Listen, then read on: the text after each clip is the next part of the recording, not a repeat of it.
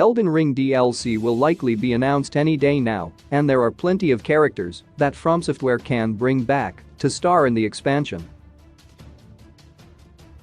Leaks and rumors point toward the Badlands, an area far from the Lands Between, being the setting for the DLC. Notable characters Nefeli Lu and Godfrey, the first Elden Lord, are from this region, so it's possible they could make an appearance. However, the accuracy of the leaks is in question, which means other characters are more plausible candidates to return. Warning: this article contains spoilers for Elden Ring. Elden Ring is a big game with a sprawling cast of mysterious characters.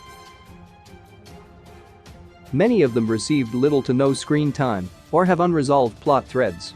The DLC is a perfect opportunity to elaborate on these characters and expand the lore. This is an enticing thought, as Elden Ring's lore is already rich and expansive. So any additions may prompt the community to recontextualize what is known about the history of Elden Ring, or even devise new theories to resolve any questions that have been left unanswered. Melina is one of Elden Ring's most complex characters, and the game offers hardly any elaboration of her backstory. She has two different fates depending on which ending and path the player chooses, one of which teases her return. Queen Marika is another character steeped in mystery. Her actions loom large over the Lands Between, yet the player never gets a chance to interact with her like with other characters. So it's possible a DLC could add interaction with her. Godwyn the Golden is notably featured in Elden Ring's story trailer and referred to many times in the game, but when the player finds him, they only see him for the horror he's become. DLC may offer a way to show him in his past form.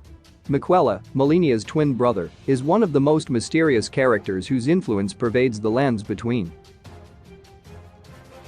The state the player finds him in is just as puzzling, so the DLC will almost certainly expand on this plot thread.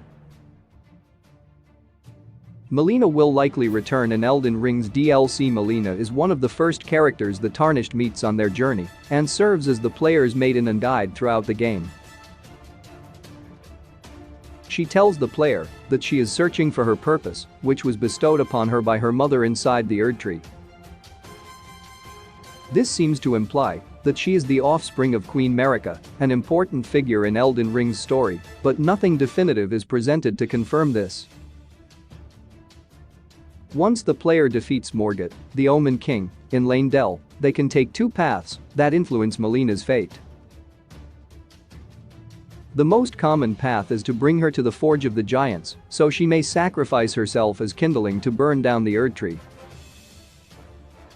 Alternatively, the player may embrace the Three Fingers to activate the Lord of Frenzied Flame ending, which Melina strongly warns against.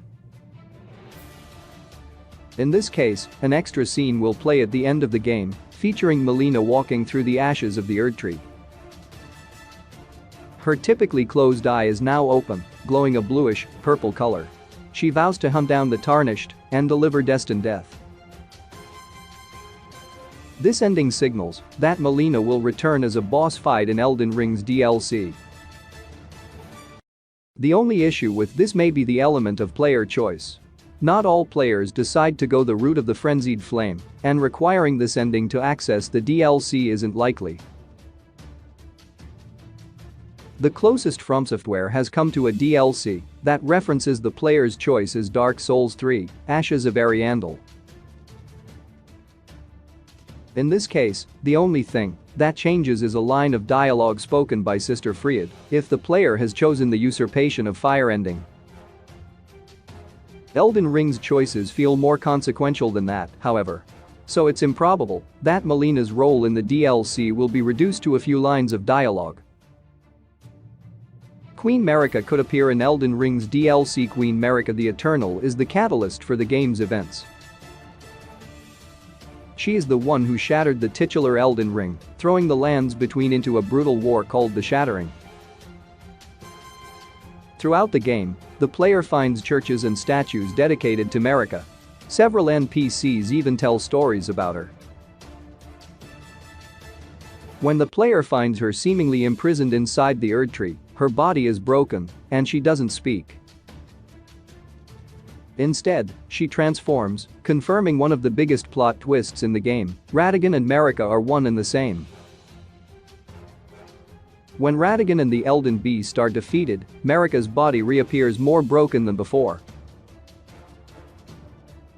From here, the player may choose their desired ending, most of which require placing Marika's head back on her body. That's the extent to which the player interacts with Queen Marika. It can be argued that her role is significant enough, and any more screen time may diminish her role in the story. However, she leaves plenty of unresolved plot threads, such as her potential connection to the Eternal Cities and Ranni, the Witch. Plus, Marika could prove to be an exciting boss battle. Elden Ring's DLC may show the real Godwyn, the Golden Godwyn. The Golden is the child of Queen Marika and Godfrey, the first Elden Lord. He was the first of the demigods to die. He did not die a normal death, however. He was slain with a fragment of destined death, cancelling the immortality bestowed by the Golden Order. This resulted in the death of his soul, but his body lived on, making him the first to live in death. His body grew large and malformed, and he became known as the Prince of Death. Fia's questline brings the Tarnished face to face with Godwyn's corpse. At one point in the quest, the Tarnished enters Fia, the deathbed companion's dream, and fights the Lichdragon Fortisax in an arena in front of the Prince of Death. The concept of entering dreams opens the possibility of meeting Godwyn in his younger state. It could also be possible to encounter the real Godwyn, the Golden, by traveling back in time, something the player does when they fight the Dragonlord Placidusax. Elden Ring DLC could debut Miquella, the unalloyed of all the possibilities discussed. Miquella is the most likely to be featured in Elden Ring's upcoming DLC. He is the twin of Malenia, and according to her, he is the most fearsome of all the Emperors. As the Scarlet Rot curses Malenia, Miquella is cursed with eternal youth, and to counteract the curses, he grows the Haligtree, which might be a parasite. He put himself in a cocoon embedded into the tree so he could grow and find a cure. However, Mohg, the Lord of Blood, prematurely removed Miquella from the tree to fulfill his plan to raise the Emperor to godhood and become his consort. The intro sequence shows a still image of Mohg's abduction. Even though the player defeats Mohg, Miquella's cocoon remains in the Mohgwyn Palace and is broken open with his long, withered arm hanging from it. Dialogue with Sir Gideon Offner implies that Miquella is still alive and merely asleep in the cocoon. This is a clear hint indicating that the DLC may take place inside Miquella's dream world. It's reasonable to assume that Miquella will be a major boss fight, especially since the Tarnished defeated Malenia. Elden Ring's DLC has enormous potential to expand the lore of its most enigmatic characters and their effect on the lands between.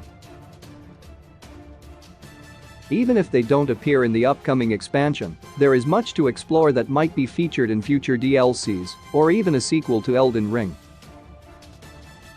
Until then, the community is left to speculate about the backstories and future of these characters.